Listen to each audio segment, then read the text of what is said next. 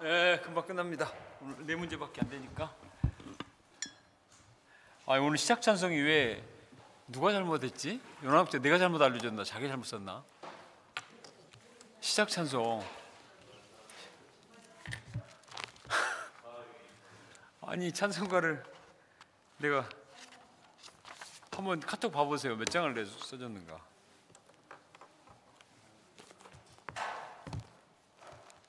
시간 됐네요. 잠깐만요.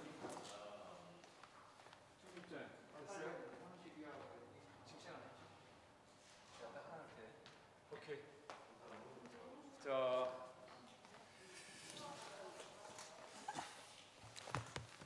말씀 공부 시작하겠습니다. 기도하겠습니다. 하나님 아버지, 하나님께서 마태복음 말씀 통해서 은혜 주셔서 감사합니다. 저희가 회개하고 복음을 영접하게 도와주시고 또 마귀의 시험을 이기고 하나님의 생명의 복음으로 무장해서 좀 하나님의 나라를 열심히 확장해 나갈 수 있도록 은혜를 주십시오. 천국 복음을 전파하신 예수님을 통해서 은혜 받기 원합니다. 또 저희들이 천국 복음을 전파하는 주의 일꾼들로 부르심을 받았는데 이 사명을 잘 감당할 수 있도록 도와주십시오. 예수님의 이름으로 기도합니다. 아멘. 찬송가는 520장 듣는 사람마다 복음 전하여 찬송가입니다. 써주시고요. 520장 본문 말씀 교독하겠습니다. 마태복음 4장 12절부터 25절. 예수께서 요한이 잡히셨음을 들으시고 갈릴리로 물러가셨다가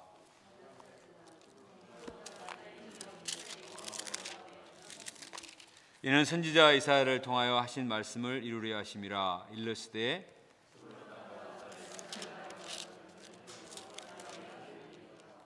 흑암에 앉은 백성이 큰 빛을 보았고 사망의 땅과 그늘에 앉은 자들에게 빛이 비추었도다 하였느니라.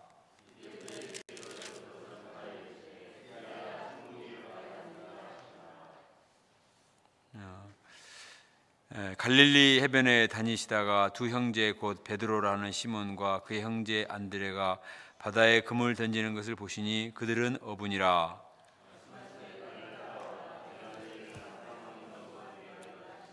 그들이 곧 그물을 버려두고 예수를 따르니라.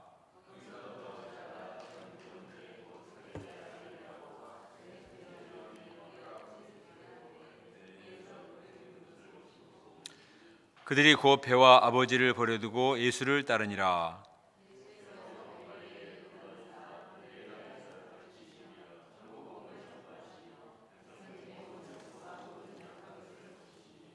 그의 소문이 온 수리아에 퍼진지라. 사람들이 모든 앓는 자 곧 각종 병에 걸려서 고통당하는 자, 귀신 들린 자, 간질하는 자, 중풍병자들을 데려오니 그들을 고치시더라.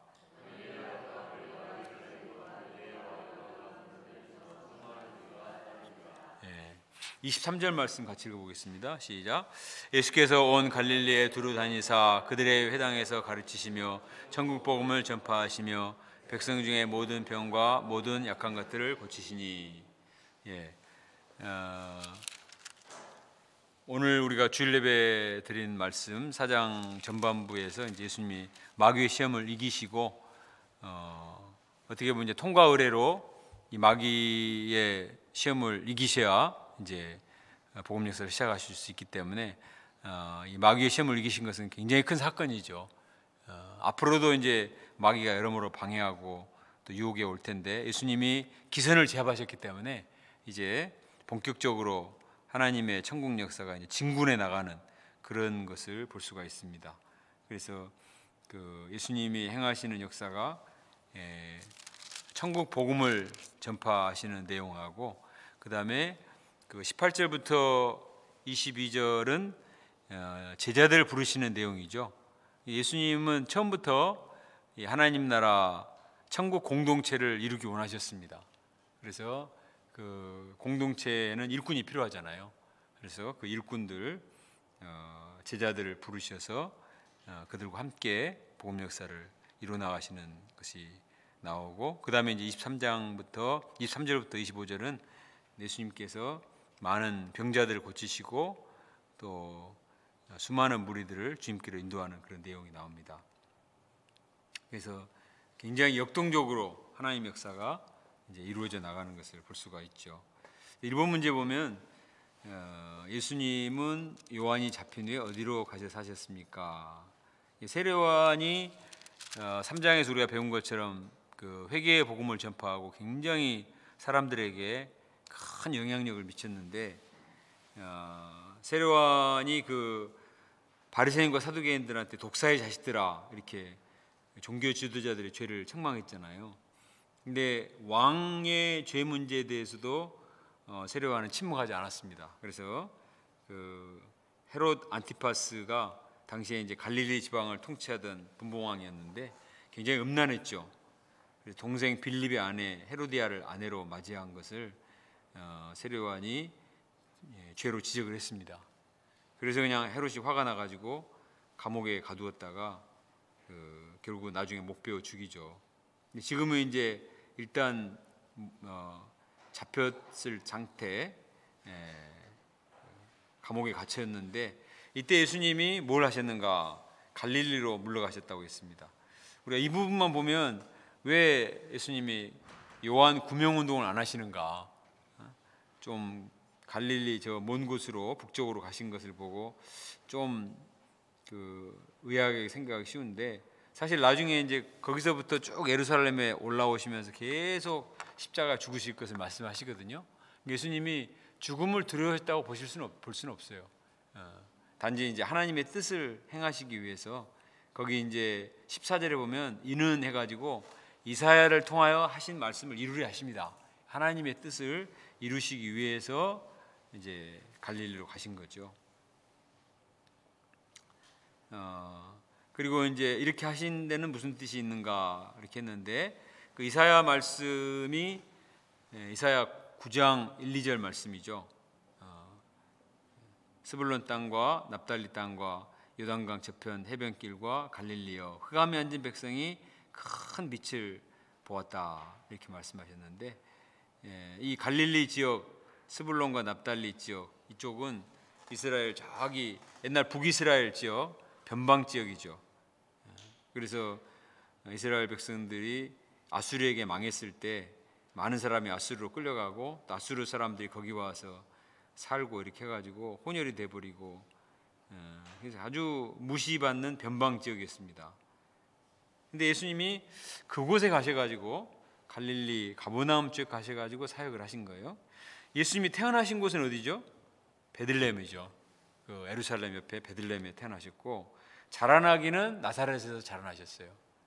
근데 이제 사역은 어디서 하냐면 저 북쪽 가버나움에 가서 또 하셨죠.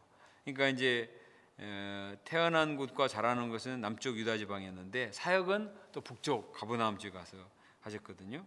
근데 그것은 이 이사야 말씀을 성취하기 위해서 그렇게 하셨습니다.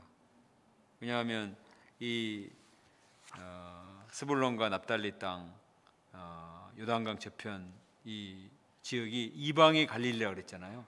15절에 나온 것처럼 이방의 갈릴리라 불릴 정도로 굉장히 소외되고 또 무시받고 흑암에 앉은 백성이라 그랬으니까 가장 어두운, 하나님의 말씀이 없는 이스라엘 백성들 자체가, 또 우리 인생 자체가 어둡지만 그러나 그 중에서도 더 소망이 없고 어두운 곳이었습니다. 이 갈릴리 지역이. 그곳에 이제 주님이 참 복음 역사를 시작함으로써 큰 빛을 비춰주고자 하신 거죠. 그래서 예수님이 갈릴리 오시면서 어떤 역사가 시작됐는가 했는데, 빛의 역사가 시작이 되었다. 큰 빛, 사망의 땅, 흑암에 앉은 백성, 정말 소망이 없는 거죠. 사람이 지금 이제 코로나 바이러스 때문에 격리됐고, 격리될 뿐만 아니라 이제 그 병이 위중해 가지고 죽어가는 사람들은 정말 흑암과 사망에 그들이 앉은 사람들이잖아요. 이탈리아 사람들이 1000명인가요? 지금 죽은 사람이 1000명 넘었죠. 참 중국은 훨씬 많이 죽었잖아요. 3000명, 지금 3000명 죽고, 이탈리아가 1000명이 죽고, 또 그것뿐만 아니라 지금 이제 그 유럽 지역에 아주 퍼져나오고 이란도 굉장히 심하고 어제 보니까 미국도 국가 비상사태를 선포를 했잖아요. 정말 온 세계가 이전에는 중국만 이란이나 한국만 이렇게 흑암이다 이렇게 봤는데 이 전 세계로 퍼져나가는 흑암 가운데 있는 것을 많이 볼 수가 있어요. 그래서 참 사람들이 질병의 문제도 그렇고 또 경제적인 문제도 그렇고 여러 가지 면에서 소망이 없는 상태, 희망이 없는 상태를 그렇게 표현을 했죠. 근데 물질적으로 또 풍요로워도 하나님이 없으면, 말씀이 없으면 근본적으로 어둡죠, 사람들이. 삶의 의욕과 희망이 없으니까. 근데 예수님은 이제 이 세상의 빛이라고 그러셨죠. 요한복음 9장 5절에서는 내가 세상에 있는 동안에 세상의 빛이로라. 그러니까 그 말은 세상 전체가 어둠이고 그 어두운 세상 전체를 밝히러 오셨는데 그 중에서도 가장 어두운 사람, 어두운 지역에 가셔서 빛의 역사를 시작하신 거죠. 우리 배사랑 목사님도 가장 소외된 전라도 땅에 오셔가지고 복음 역사를 시작하셨잖아요. 그래서 참 130년 전에 우리 한국 조선 땅은 가난과 질병, 또 미신, 방탕, 구습, 또 패배주의, 운명주의 이런 정말 어둠 속에 있었죠. 이런 나라가 이렇게 세상에 대해서 영향력을 끼칠 수 있으리라고 누구도 생각 못했을 거예요. 이건 다른 어떤 지도자가 왔다거나 다른 운동 때문이 아니고 예수님이 빛을 비추셔서 어둠을 몰아냈기 때문에 가능한 거죠. 근데 이제 우리가 오늘날 보면은 오늘날은 또 다른 종류의 또 어둠이 있어요. 물질적으로는 풍요로운 것 같은데 또 음란과 도박과 뭐 게임과 동성애 또 양극화 이런 새로운 또 어둠들이 있는 것 같아요. 그러니까 항상 이 세상은 하나님이 없으면 말씀이 없으면 어두울 수밖에 없는 것 같습니다. 또 각자의 어둠이 다 다르잖아요. 각자가 안고 있는 어두움의 세력이 자기 스스로는 도저히 그 문제를 해결할 수가 없는. 근데 이제 어떤 어두움 가운데 있더라도 예수님이 찾아가셔서 말씀의 빛을 비추시면 어둠의 문제가 해결된다는 거죠. 이게 참 놀라운 것 같아요. 그래서 에베소 5장 8절에 너희가 전에는 어둠이더니 이제는 주 안에서 빛이라 그랬거든요. 참 한마디로 말해서 전에는 우리가 뭐였냐? 어둠이었다. 한마디로 말하면 우리 인생은 어둠이었다. 어둠 자체였죠. 얼굴도 어둡고 마음도 어둡고 생각도 어둡고 노래도 어두운 노래 부르고 얼굴도 옷도 어두운 옷 입고 다니고. 근데 이제 참 예수님이 우리 안에 임하니까 정말 빛된 인생을 살 수 있다는 거. 또 요즘 우리가 예배를 통해서 하나님의 빛을 덧입는다는 게 얼마나 귀한가 하는 거를 굉장히 실감 있게 느끼는 것 같아요. 왜냐하면 빛 가운데 계속 있는 사람은 그 빛의 소중함을 잘 모르잖아요. 근데 함께 예배도 잘 못 드리고 말씀 공부도 같이 할 수 없는 상황에 처해 보니까 우리가 자유롭게 말씀 공부하고 예배 드리고 빛 가운데 교제하는 것이 얼마나 큰 복이었는가 시감하지 않습니까? 그러니까 그 빛을 맛보지 못하고 어둠 속에 있는 세상 사람들은 얼마나 답답할까. 우리 좀 못 나오고 이렇게 있어도 정말 답답해 죽겠는데 하나님의 빛을 모르고 계속 어둠 가운데 사는 사람들은 정말 불쌍한 것 같아요. 그죠? 근데 예수님이 빛으로 오셔가지고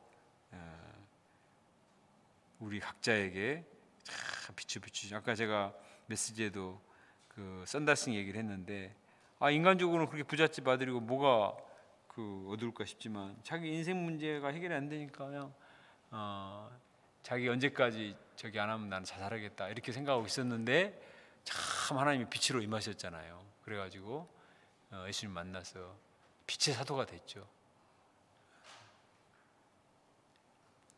자, 그 다음에 2번 해보겠습니다. 이때 예수님이 전파하신 메시지는 뭔가 이제 회개하라 천국에 가까웠느니라. 이 세례 요한의 메시지와 같죠, 사실은. 회개하라 천국에 가까웠느니라.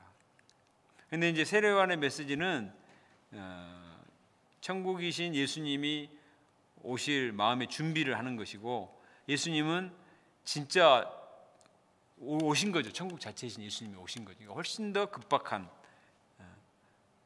훨씬 더 근접하고 다급한 메시지죠. 임박한 천국에 들어와라.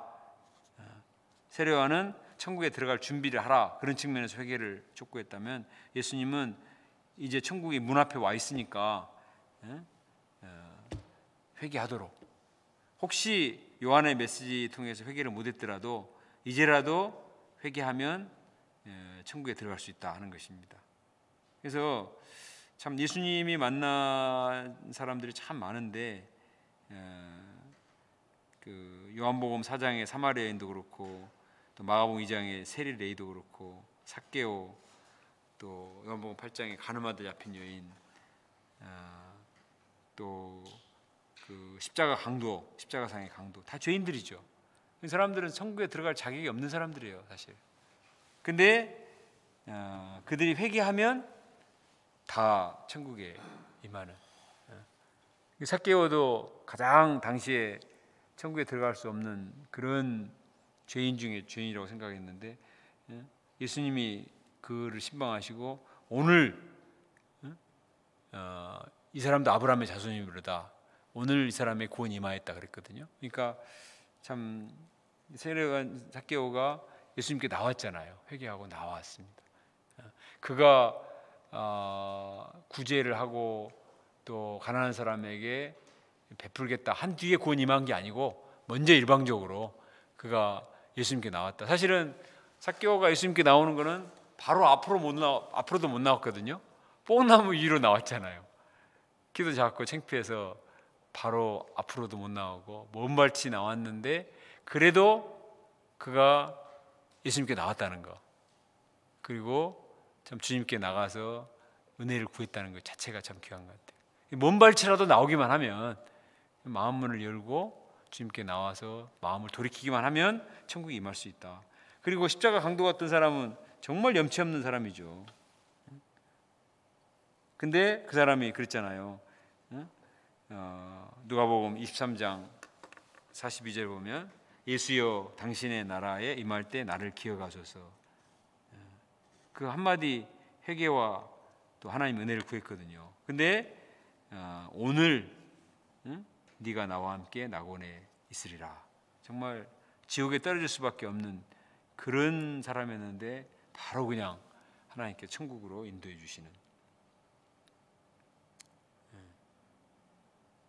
로마서 3장 23, 24절에 보면은, 모든 사람이 죄를 범하였음에 하나님 영광에 이르지 못하더니 예수 안에 있는 속량으로 말미암아 은혜로 값없이 의롭다 하심을 받았다. 그러니까 모든 사람이 다 지옥행인데, 주님께 나오면 은혜로 값없이 의롭다 하심을 덧입고 천국에 들어갈 수 있다는 게 얼마나 큰 축복인가. 그래서 참 우리가 여름 사역에 가서 이제 소감들 보면은 다 느끼지만, 굉장히 사람들이 안고 있는 문제가 다양하잖아요. 병원에 다양한 사람이 오듯이 주님 앞에 나오는 사람은 전부 다 각자의 우주만한 문제를 갖고 오죠. 근데 중요한 것은 회개하면 동일하게, 병원은 고쳐줄 수 있는 사람이 있고 못 고치는 사람이 있잖아요. 근데 예수님은 나오면 다 구원해 주시고 전부 천국을 선물로 주신다는 것이 얼마나 큰 축복인가. 예루살렘 사람들, 성전이 있는 그 예루살렘 사람들에게만 특별히 무슨 은혜가 임하는 게 아니고, 저 소외된 이방의 갈릴리, 스불론과 납달리 땅, 흑암에 앉은 사람, 사망의 그늘에 앉은 사람, 정말 모든 사람이 포기한 그런 사람도 회개하면 빛이 임하고 천국이 임할 수 있다. 이게 복음인 것 같아요. 복음은 뭐냐? 복음은 그 사람이 회개하기만 하면 지위 고하, 남녀노소, 빈부 귀천을 막론하고 천국에 들어갈 수 있는 축복을 주신다는 것.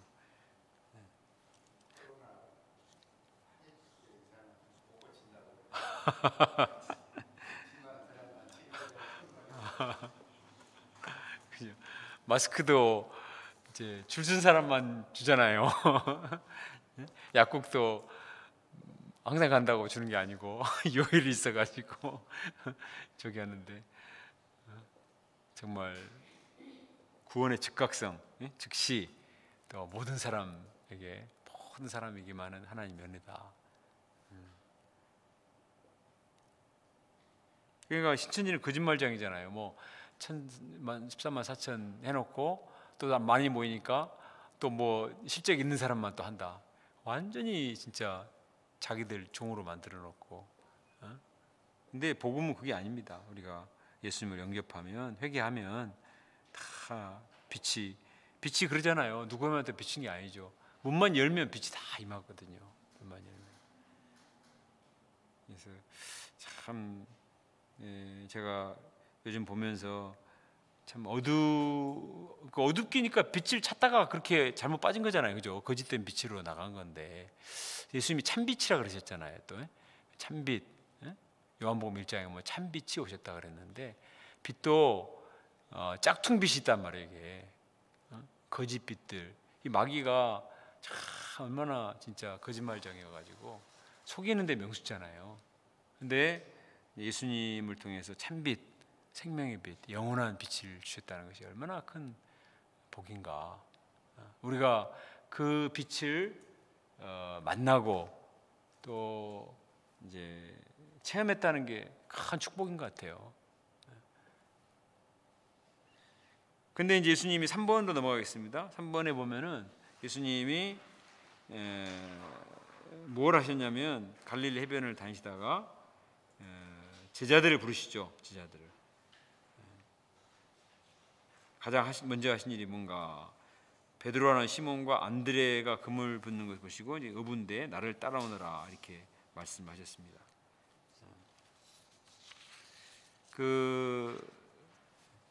이 생명의 빛, 하나님 나라의 공동체를 이룰 일꾼들, 빛을 같이 증거할 빛의 사자들이 필요한 거죠. 근데 참 예수님께서는 예루살렘에 똑똑한 사람들이나 이런 사람들 중에서 일꾼들을 찾지 않으시고, 이 갈릴리 해변에 다니시다가 고기 잡고 있는 어부, 그러니까 지역도 소외된 것이고 직업도 굉장히 평범한 사람들이거든요, 어부가. 근데 그런 사람들을 참 불러서 사람 낚는 어부가 되게 하겠다, 사람 낚는 어부로 키우시는 것이 굉장히 특이한 것 같아요. 한번 이제 따라오게 해서 검증을 해본 다음에 하는 것이 아니라, 이제 바로 부르셔가지고 내가 만들어 주겠다. I will make you fishers of men. 내가 너희를 사람 낚는 어부로 만들어 주겠다. 그렇게 말씀하셨지 않습니까? 그러니까 굉장히 다급하신 것 같아요. 죄의 바다에서 죽어가는 사람이 너무나 많고, 이 사람들을 건져내는 게 시급하기 때문에 이 사람들을 빨리 구원해 내야 되는데, 그러잖아요. 시급하면은 일꾼들을 빨리 불러야죠. 그래서 이제 이 사람들을 참 부르셨는데, 두 형제 시몬과 안드레가 가장 먼저 대상이 됐죠. 근데 요한복음을 보면 먼저 예수님께 간 사람은 누구죠? 안드레가 이제 원래 요한의 제자였는데, 주여 어디 계시오니까, 그러니까 와보라, 그렇게 해가지고 안드레가 가서 보고 예수님 만난 뒤에 우리가 메시아를 만났다, 그래서 자기 형 베드로를 데리고 왔잖아요. 그러니까 이 사람들이 여러모로 부족한 것 같지만 영적인 소원이 있는 사람들이에요. 안드레도 그렇고 베드로도 그렇고. 그러니까 영적인 관심이 있고 영적인 소원이 있는, 겸손하고 순수하고 영적인 소원이 있는 그런 사람들. 그러나 뭐 자기들에게 큰 재주가 있는 것은 아닌 사람들. 그러니까 이제 주님께서 빚어 만지고자 계획하신 거죠. 자기가 너무 강하고 막 이런 사람들은 쉽지 않잖아요. 근데 순수하고 겸손하고 이런 사람들은 주님이 빚어 만드시면 그대로 만들어지는 거죠.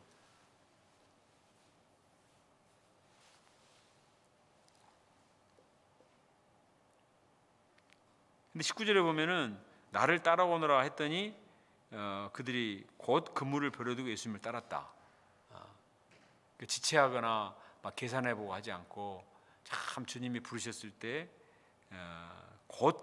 곧이라는 말이 강조되는데 곧 그물을 버려두고 예수님을 따를 정도로 그들은 굉장히 순수하고 또 소원이 있고 배우고자 하는 마음이 있는 거죠. 특별히 배우고자 하는 마음. 요즘 우리 최필현 형제님이라든가 남영준 목동이라든가 이를 보면은 많이 부족한 점이 있지만 순수하고 배우고자 하는 소원이 있으니까 결국 사람 낳는 어부로 쓰임 받는 것 같아요.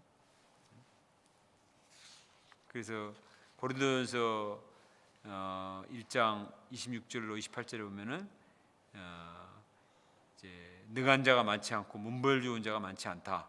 지혜로운 자가 많지 않고 하나님은 세상에 미련한 것들을 택하사 지혜 있는 자를 부끄럽게 하시고 약한 것들을 택하사 강한 것들을 부끄럽게 하신다. 천한 것들, 멸시받는 것들을 택하사 있는 것들을 폐하려 하신다.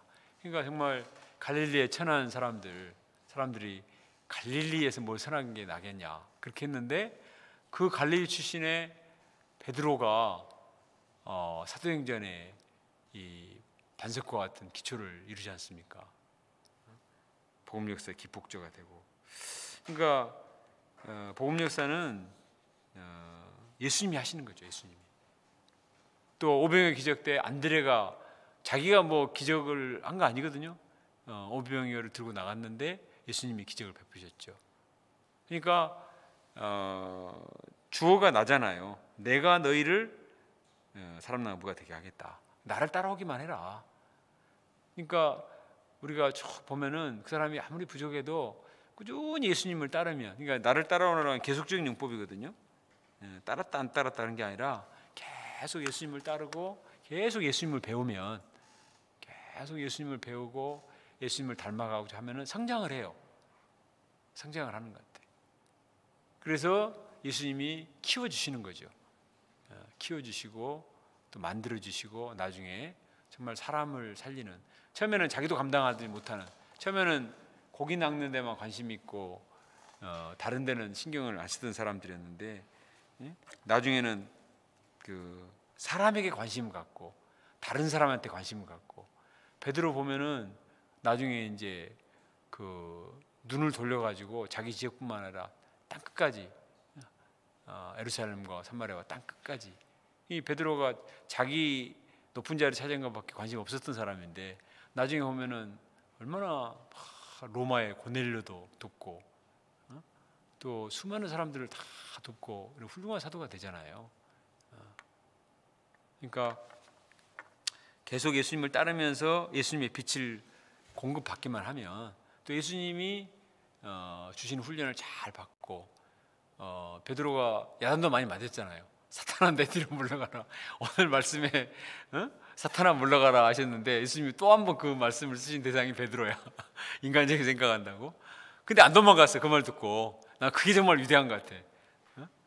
아이 나를 사탄이라고 하냐고, 그리스도라고 고백했는데 아이 나 상처받았다고 그냥 도망가 버릴 수도 있는데, 그래도 도망갔다가 예수님 3번 부인했다가도 도망갔다가 또 회개하고, 예수님을 참 그래도 제일 따랐어요. 나 베드로 목자님처럼 계속 예수님을 따르니까 결국은 예수님의 제자가 되고 사람 낚는 어부로. 그러니까 참 우리가 사람 낚는 어부가 된다는 게 참 오늘날은 어떻게 해서든지 돈을 건지고자 그렇게 애를 쓰잖아요. 기승전 부동산이라고 하는데 부동산을 건지고자, 돈을 건지고자, 또 세상에 이런 것들을 건지려고 형제 자매를 건져서 자기 남자친구 여자친구 섬기고자 막 하는데, 하나님은 사람에게 관심이 있거든요. 근본적으로 하나님의 형상을 따라 만든 사람. 근데 그 사람이 참 타락해서 사단의 종이 되고 어둠 가운데 있으니까 그 사람을 어떻게 구원해야 되겠는데, 그걸 위해서 이제 예수님을 보내셨고 예수님과 함께 할 수 있는 영적인 일꾼들을 찾고 계신 거죠. 그러니까 오늘날 우리도 하나님께서 정말 어둠 가운데서 구원을 받고 사람을 구원할 수 있는 그런 자들을 찾고 계시는 것 같아요.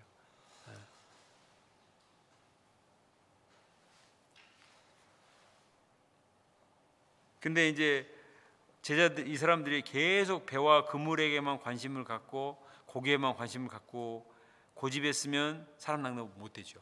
거기 보면은 버려두고, 곧 그물을 버려두고 자기의 좋아하던 거, 자기가 집착했던 거, 그거를 딱 놔두고 예수님을 따르고 또 예수님이 주신 소망을 붙들고, 그게 중요하죠.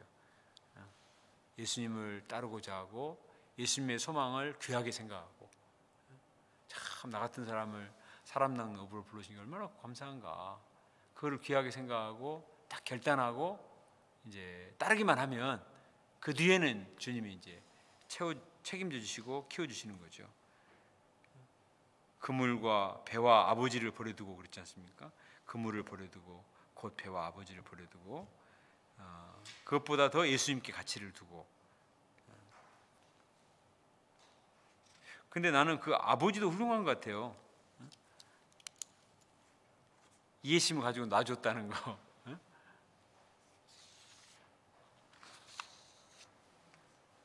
그 다음에 4번. 진도가 너무 빨리 나가네. 4번 보면은 예수님이 이제 온 갈릴리에 두루다니면서 하신 일이 뭔가 있을 때 두 가지인데, 천국 복음 전파와 그다음에 병을 치료하시는 겁니다. 예수님의 사역이 이제 프리칭과 힐링, 복음 전파. 그러니까 제일 먼저는 말씀 전파죠. 사람들에게 말씀이 필요하니까 열심히 복음 전파를 하셨다. 오늘 말씀에 나오지만 사람이 하나님의 입에서 나오는 말씀으로 사는 것이다. 예수님이 항상 하신 일은 가는 곳마다 말씀 전파하신 거예요. 오병이어 사건 전에도 먼저 가르치시니 이끄신 먼저 나오잖아요. 그래서 가르치심. 그래서 이제 여기 4장 끝나고 5장으로 넘어가면요, 5장부터 7장이 뭐냐면 산상수훈 말씀 역사예요. 그리고 8장부터 9장이 치유 역사예요.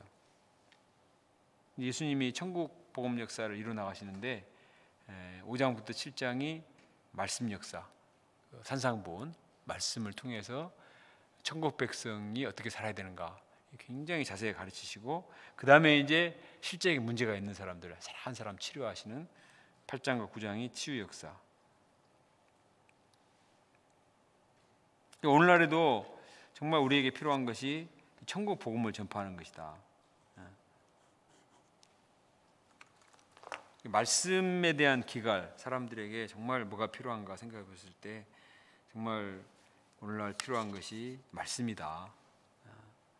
다른 것은 이례적이고 다른 이벤트나 이런 것들은 단회성이잖아요. 근데 말씀은 계속 우리가 공급받고 말씀의 양식을 먹어야 되는 거예요.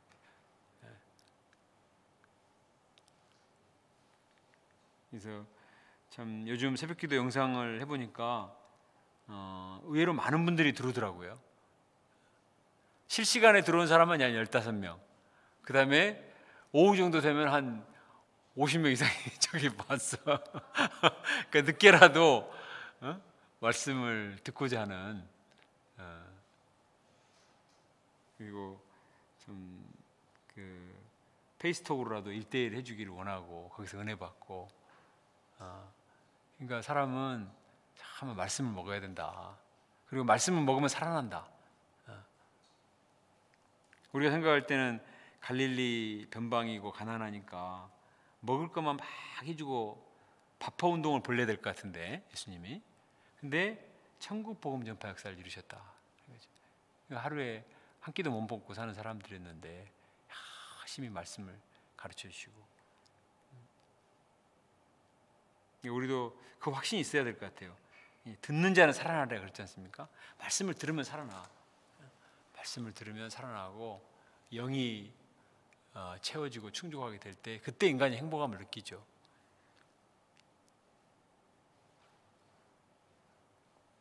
그래서 예수님이 이제 내가 전도하러 왔다. 다른 마을도 가르니 내가 전도하러 왔다고 그렇게 말씀하셨잖아요. 그래서 가는 곳마다 하나님의 말씀을 전파하고자 애를 쓰셨습니다. 두 번째는 이제 모든 병과 약한 것들을 고치시는 역사. 거기 보면 이제 그 24절에 각종 병에 걸려서 고통하는 사람, 귀신 들린 사람, 간질하는 사람, 중풍병자. 그러니까 이렇게 몸이 아픈 사람들이 참 많은 것 같아요. 그러니까 육체와 영혼이 병든 사람들.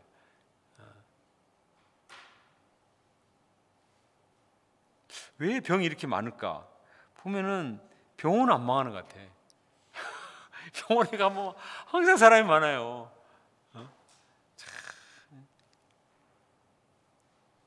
이게 치유가 필요한 거지, 진짜. 예수님이 이런 병든 자들을 불쌍히 여기시고 일일이 고치셨죠. 모든 앓는 자, 각종 병에 걸린 사람들을 다 데려오니 그들을 고치시더라. 그래서 이 마태복음 보면은 예수님의 긍휼이 많이 강조됩니다. 긍휼히 여기신, 예수님의 불쌍히 여기신.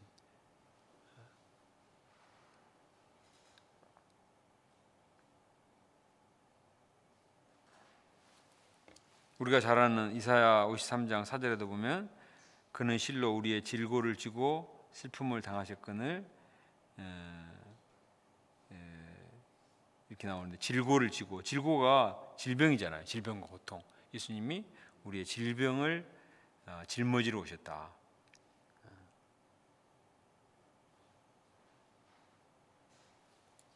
또 베드로전서 2장 24절에서도 그가 채찍에 맞음으로 너희는 나음을 얻었나니. 참 우리가 예수님을 영접하면 육체와 영혼이 치유되는, 육체의 질병도 낫고 또 우울증이나 공황장애라든가 열등감, 패배의식, 내면에 여러 질병들이 많잖아요. 참 그 사람들을 만나서 대화를 해보면 참 그 사람한테는 말할 수 없지만 참 병들었다, 여러 가지 측면에서 그런 걸 많이 느껴요. 병이 하루아침에 드는 게 아니잖아요. 오래 적이 돼서 고질병이 되듯이 각 사람이 가정 환경에서부터 또 친구들에게 또 주변 환경과 여러 가지 계통에서 또 자기 내면에서 솟아오르는 여러 가지 것들로 인해서 각종 질병에 시달리고 그것이 노출돼 있고 어디서부터 손을 써야 될지 알 수가 없는 거예요. 근데 예수님은 우리를 창조하신 분이시고 또 우리를 가장 잘 아시고 또 힐링 파워가 있죠. 예수님에게는 힐링 파워가 있어요. 그리고 말씀 자체가 치료하는 약이라고 그랬지 않습니까? 치료하는 광선, 치료하는 약. 그래서 정말 이 프리칭과 힐링이 따로 떨어진 게 아니라 같이 가는 거예요. 같이. 말씀 전파를 통해서 영과 육이 치유되고 건강한 삶. 그러니까 우리가 천국, 회개하라 천국이 가까웠느니라 했는데 그 천국이 그냥 정신적이고 막연한 것이 아니라 굉장히 실제적인 거죠. 우리 삶이 전인적이고 통합적인. 요즘 통합의학이 많이 강조되잖아요. 다 융합, 통합 그러는데 영과 육이 다 연결돼 있지 않습니까? 그러니까 영이 살면 육도 살고 다 연결되는 거죠. 그래서 예수님이 천국 복음을 전파하시고 치유 역사를 이루시고 영과 육이 온전히 회복돼서 그 사람과 가정과 또 그 지역이 온전히 회복되는 그런 역사를 이루신 거죠. 그런 그 역사가 이제 퍼져나가는 거예요. 그 25절에 보면 갈릴리, 데가볼리, 예루살렘, 유대, 요단강 건너편 점점 이렇게 동심원을 그리면서 점점 퍼져나가는. 그러니까 이제 바이러스도 무서운 게 뭐냐면 그게 전염이 돼서 퍼져나가는 게 무섭잖아요. 그래서 자꾸 격리를 시키는데 우리는 이제 반대로 천국 바이러스, 이 복음 바이러스를 자꾸 퍼뜨려 가지고 우리 그러지 않습니까? 한 사람 오면 친구 데려오고 가족 데려오고 또 이제 친척들 데려오고 그렇게 하면서 점점 또 선교지에 나가서 점점 퍼져가지 않습니까? 이런 역사. 예수님 역사가 이제 이렇게 갈릴리 조그마한 곳에서 시작을 했는데 점점 북쪽 변방에서 시작해가지고 점점 남쪽으로 이렇게 와서 그 다음에는 이제 제자들을 통해 가지고 땅 끝까지 팍 퍼져나가는, 그게 이제 복음서와 사도행전에 막 일어나잖아요. 실제로 우리 리베폭스 역사도 마찬가지고, 말구요 같은 곳에서 말씀 공부하면서 시작했는데, 거기서 은혜 받은 분들이 이제 전 세계, 전국에 나가고 전 세계 나가서 복음을 전파하는. 아이 신천지 이 사람들은 우한에서 저기 가지고 코로나 가지고 와가지고 코로나 다 퍼뜨려 가지고 아니 온 나라를 이렇게 힘들게 만들어 놨잖아요. 아니 어떤 광주의 어떤 가정은 그 아파트 한 적에서 이혼한 가정이 15가정이래요. 응? 우리 가정을 깨고 만들고, 전남대가 1,500명인가 저기 한, 예? 그러니까 이 정말 한 지역과 대학과 가정을 막 파괴시켜 나가는, 이게 참 이런 이단도 문제고, 또 다른 하여튼 사단이 어떤 마으로든지 병들이고 파괴시키고 또 죽음에 이르게 하는, 그것을 우리가 많이 보죠, 오늘날 이 세상을 보면은. 근데 예수님이 오셔서 하신 일은 뭐냐? 그래서 이제 빛을 비추시고 말씀으로 깨우쳐 주시고 영을 살리시고 또 육체도 회복시켜 주시고 또 가정을 세우시고, 그죠? 예수님은 살리는 역사, 세우는 역사.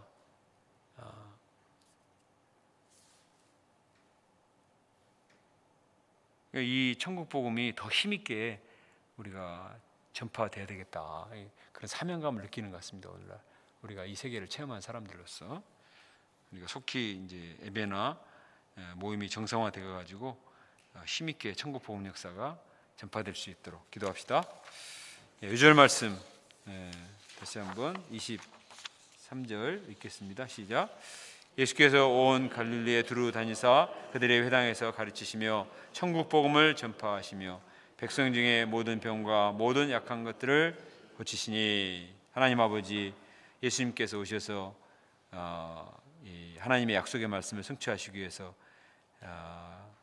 스불론과 납달리 땅 갈릴리에 가셔서 흑암과 사망의 그들이 앉은 자에게 큰 빛을 비추셨습니다.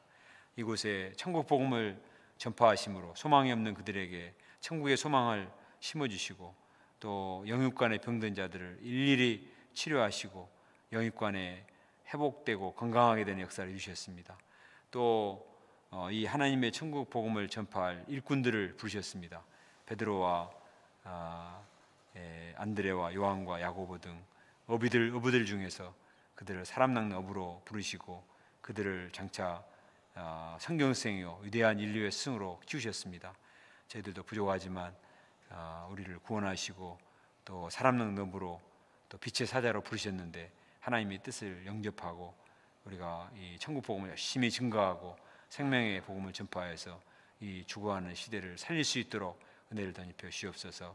이 나라를 치료하시고 속히 모든 문제에서 회복될 수 있도록 은혜와 긍휼을 덧입혀 주십시오. 우리 교회 가족들 한 사람 한 사람 이번 한 주간도 다 지켜 보호하시고 또 건강하게 하시고 또 학교와 직장 가운데 승리할 수 있도록 도와주십시오. 예수님의 이름으로 기도합니다. 아멘.